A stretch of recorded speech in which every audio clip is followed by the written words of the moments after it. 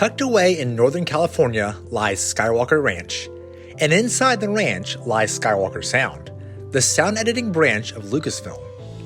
They do all of the sound editing, scoring, and mixing for not just Star Wars related stuff, but a slew of other projects you've probably heard of. To help us understand them a little bit better is Skywalker Sound Chief of Engineering, Steve Morris.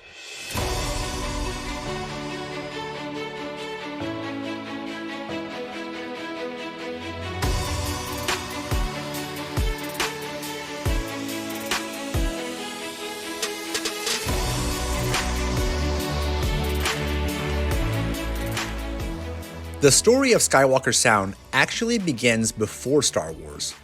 The origins of Skywalker Sound can be traced back to 1975 when George Lucas hired a young man named Ben Burtt, a recent graduate of the University of Southern California School of Sound and Cinema. Burtt's hire was to fill the director of sound and create new audio to match the visuals planned for a low-budget sci-fi action adventure called Star Wars.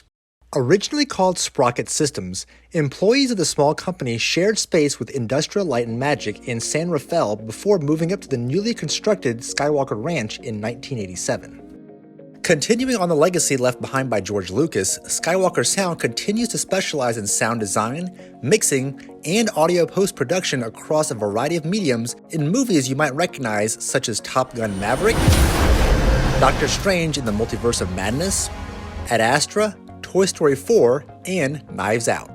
Skywalker Sound's a post-production company, so we are involved in all of the aspects of the film soundtrack after it's been shot. And so what that means is we're doing dialogue, sound effects, and sound effects includes foley, and we're mixing the music. The music is often composed or selected and edited outside of our facility. We do have a scoring stage here. We can record orchestras and record any sort of music. But in terms of composition and editorial, that usually happens outside, and we are doing everything else.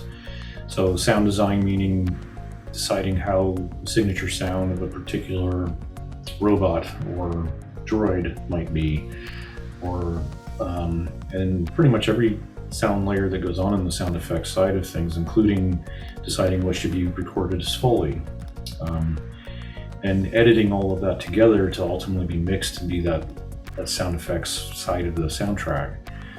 For the dialogue, it's taking in all of the production dialogue. It was recorded on set. If it's animation, it was recorded in studio. And often there's different takes, different selects, and it depends on what take they used in the edit of the picture.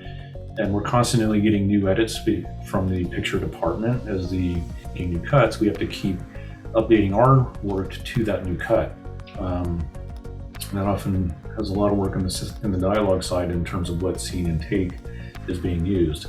Additionally, there's oftentimes it's decided that we need to re-record some of those production tracks, just because it was a noise, or there might have been a difference in the performance that the director might want. And so that's part of the process as well, in terms of the dialogue side.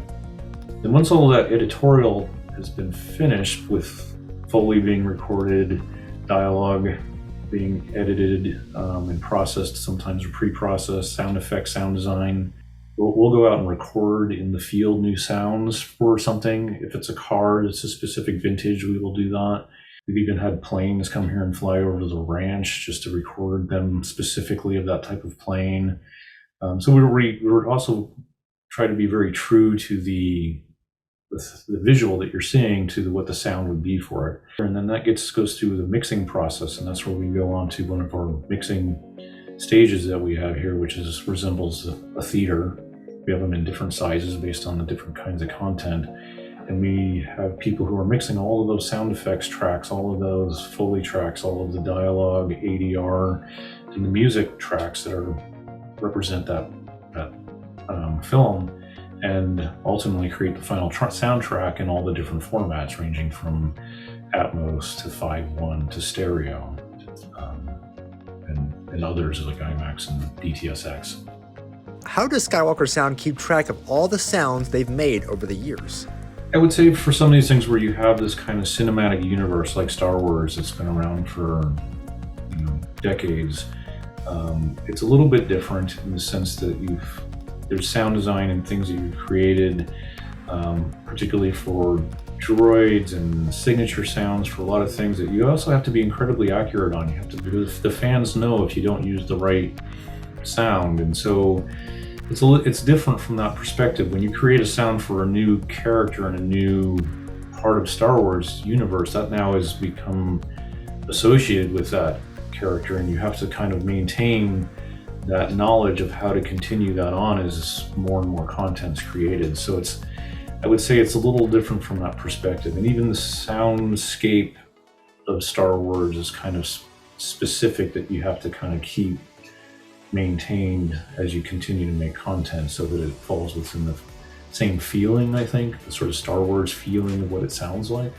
It's not something that I think Ben established, back with the original films in the latter 70s and early 80s. As you can imagine, there are a ton of Star Wars fans that work at Skywalker Sound. Oh yeah, there's a lot of big Star Wars fans here. And actually Ben Burtt, who is the original sound designer on the original movies, is not, his room is not far from where I'm sitting right now. Did you know about Skywalker Sound and all the work that goes into audio production? What's your favorite part? Let me know in the comment section below. This is Movie University, education and cinema.